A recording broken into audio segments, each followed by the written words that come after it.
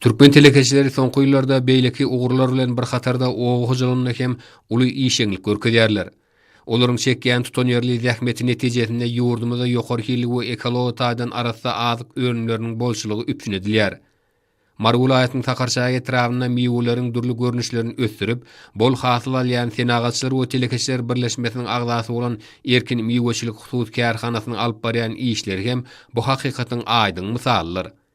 Telekeçi daýhalar marwulatyň şäginden uzak möhletlerini esasda kärendesine berilen ýeri gysa wagtda özleşdirip, ençe meýil bäri üzümi, miweli baglary, gök bakça ekillerini ösdürip ýetişdirýärler.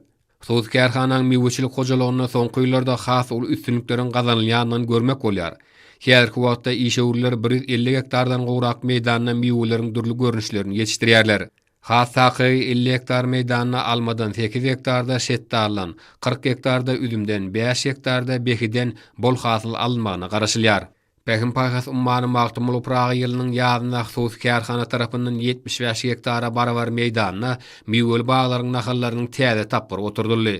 Ýurdumyzyň toprak howa şertlerine laýyk gelýän şetdali, nektarin, armut, alma, erik, badam ýaly miweleriň nahallarynyň häzirki wagtda kadaly boýalmagy hususiyetçi daýhalaryň ihhlasynyň ýerine düşýänliginiň nişanydyr.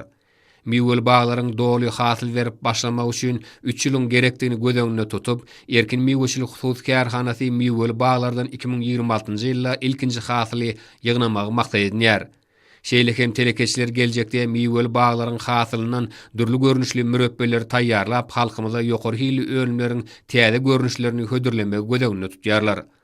Hususiyetçi daýhalar tarapyndan bag nahallaryny ekmekde we olara ýydyk etmekde öňde barjy dünýä tejribesi, şeýle hem ösen tehnologiýalar işeň peýdalanýar. Suwarşyň damjylaýyn usulynyň ýoly goýulmagy, gymmatly tebi baýlygy aýagly peýdalanmaga mümkinçilik berýär. İşewurlar miwel baglardan ýygnalýan hasyly terligine saklap, ýylyň ähli pasylyna ilata hödürlemek üçin göwrümi 500 tonna barabar bolan miweler saklamaga niýetlenen döwre wap soğutucu ammary peýdalanýar.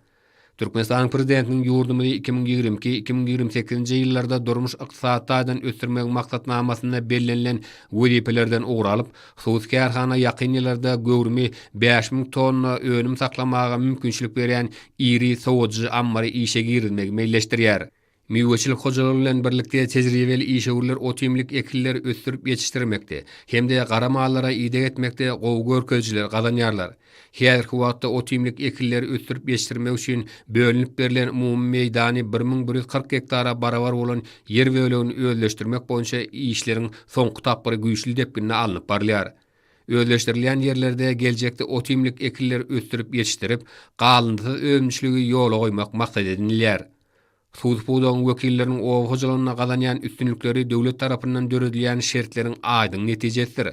Hormat prezidentimiziň tagallasy esasynda telekeçilik ösdürmek, hususan ow hojalygyna iş alyp barýan işewurlar gollamak üçin dürli ýeňilikler döredilýär.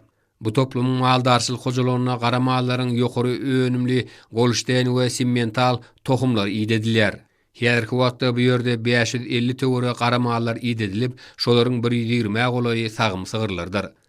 Ýylyň ahyryna çelli telekeçiler golşteyn we simmental tohumlaryna deýişli mallaryň 1500-üni alyp maldarçylyk hojalygyna alınıp barýan işleriň gerimini hassa giňeltmegi maksat edýärler. İşleriň gerimini giňeltmek bilen bir hatarda täze iş orlaryny döretmek hem hususiyetçileriň esasy maksatlarynyň biridir.